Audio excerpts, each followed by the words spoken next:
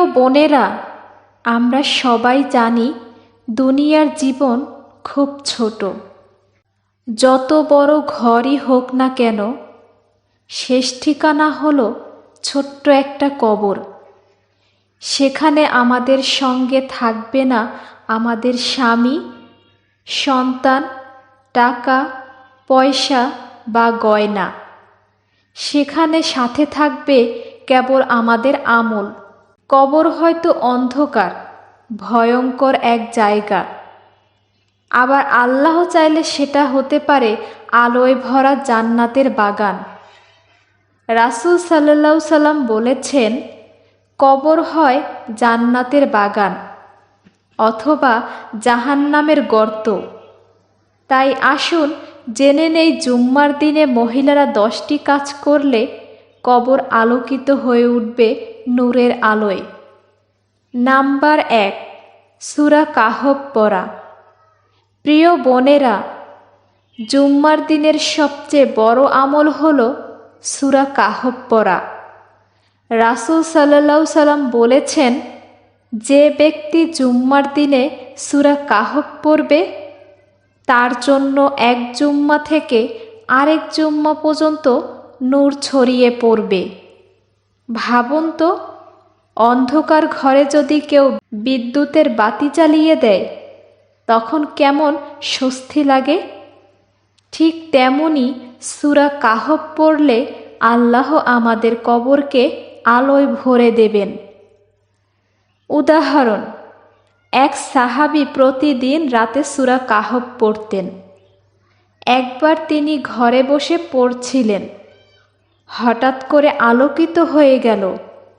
রাসূল সাল্লাল্লাহু সাল্লামকে বললে তিনি বললেন, এটা হলো সূরা কাহফের বারাকা। তাই বোনেরা, সপ্তাহে অন্তত একবার হলেও এই সূরাটি পড়তে হবে, বিশেষ করে জুম্মার দিনে। নাম্বার 2, দরুদ শরীফ পড়া। জুম্মার দিনে দরুদ পাঠের ফজিলত অপরিসীম। নবী সাল্লাল্লাহু সাল্লাম বলেছেন, তোমরা জুম্মার দিনে আমার উপর বেশি বেশি দরুদ পাঠ করো, কারণ এই দিনে তোমাদের দরুদ আমাদের কাছে পৌঁছে যায়। দরুদ পড়লে আল্লাহর রহমতের দরজা খুলে দেন। ফেরেশতারা আমাদের জন্য দোয়া করে আর কবরে নূরের আলো জ্বলে ওঠে। উদাহরণ, ভাবুন যদি অন্ধকার রাস্তায় হঠাৎ একের পর এক বাতি জ্বলে ওঠে, তাহলে রাস্তাটা নিরাপদ হয়ে যায়। দরুদ শরীফ হচ্ছে সেই বাতির মতো, যা কবরে আলো জ্বালাবে। তাই বোনেরা, জুম্মার দিনে অন্তত 100 বার হলেও দরুদ শরীফ পড়ুন। নাম্বার 3, সূরা ইয়াসিন পড়া। রাসূল সাল্লাল্লাহু সাল্লাম বলেছেন, সূরা ইয়াসিন কুরআনের হৃদয়।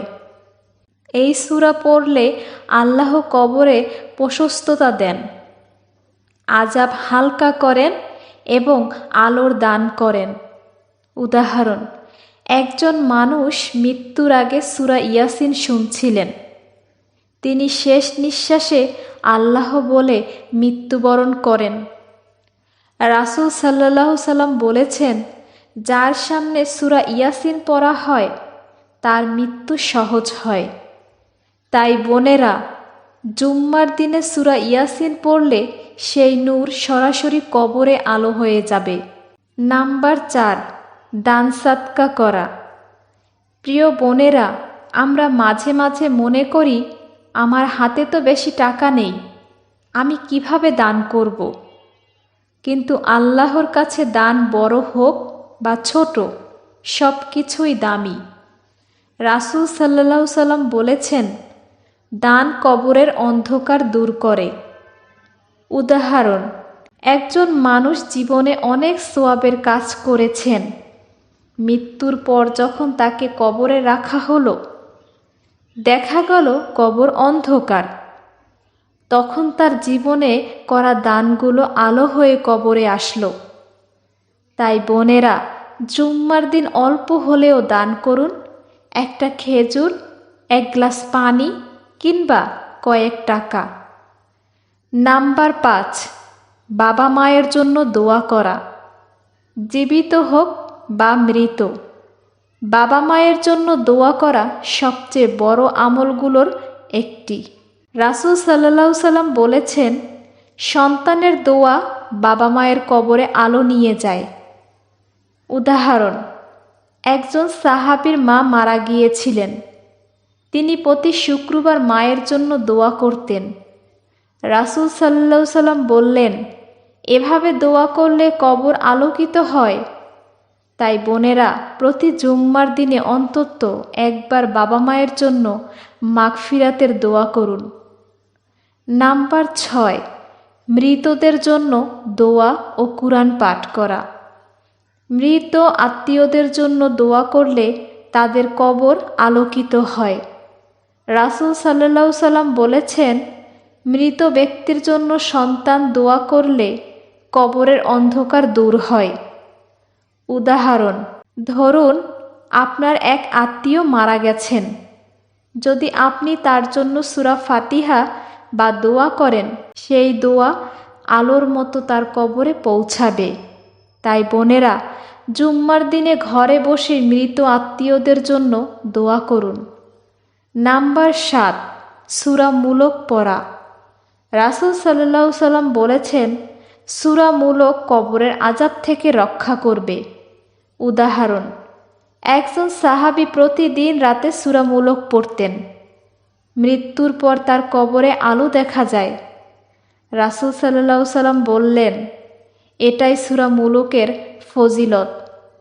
তাই বোনেরা, অন্তত জুম্মার রাতে সূরা মুলক পড়া অভ্যাস করুন। নাম্বার 8, ইস্তেগফার করা। প্রিয় বোনেরা, আমরা প্রতিদিন অনেক গুনাহ করি। জুম্মার দিন হলো ক্ষমা চাওয়ার দিন। আল্লাহ বলেন, তোমরা ক্ষমা চাইলে আমি জান্নাত দান করব। উদাহরণ, যেমন কাপড় ময়লা হলে ধুয়ে ফেললে পরিষ্কার হয়, তেমনি গুনাহ ইস্তেগফার করলে মুছে যায়, আর কবর হয় আলোয় ভরা। তাই বোনেরা, প্রতিদিন কিন্তু বিশেষ করে জুম্মার দিন আস্তাগফিরুল্লাহ বেশি বেশি বলুন। নাম্বার 9, পরিবারের জন্য দোয়া করা। পরিবারের সুখ শান্তির জন্য দোয়া করা একটি বিশেষ আমল। রাসূল সাল্লাল্লাহু আলাইহি সাল্লাম বলেছেন, মায়ের দোয়া সন্তানের কবরে আলো জ্বালায়। উদাহরণ, যেমন মা সন্তানকে স্নেহ দিয়ে রক্ষা করেন, তেমনি মায়ের দোয়া কবরে আলো দেয়। তাই বোনেরা, জুম্মার দিনে পরিবারের জন্য দোয়া করা ভুলবেন না। নাম্বার 10, জিকির করা। জুম্মার দিনে আল্লাহর নাম বেশি বেশি জিকির করা সবচেয়ে সহজ আমল। রাসূল সাল্লাল্লাহু আলাইহি সাল্লাম বলেছেন, যে সুবহানাল্লাহ, আলহামদুলিল্লাহ, আল্লাহু আকবার বলবে, তার আমলনামা নূরে ভরে যাবে। উদাহরণ, আকাশে অসংখ্য তারা রাতকে আলোয় ভরে দেয়। ঠিক তেমনি জিকির কবরে অসংখ্য আলোয় তারার মতো জ্বলে ওঠে। তাই বোনেরা, জুম্মার দিনে প্রতিটি সময়কে জিকিরে ভরিয়ে তুলুন। প্রিয় বোনেরা, কবরের অন্ধকার আমাদের জন্য ভয়ঙ্কর হতে পারে, কিন্তু এই 10টি সহজ আমল যদি আমরা জুম্মার দিনে করি, তাহলে ইনশাআল্লাহ সেই অন্ধকার কবর নূরের আলোয় ভরে উঠবে। দুনিয়ার আলো নিভে যাবে, কিন্তু কবরে আলোর প্রয়োজন হবে চিরকাল।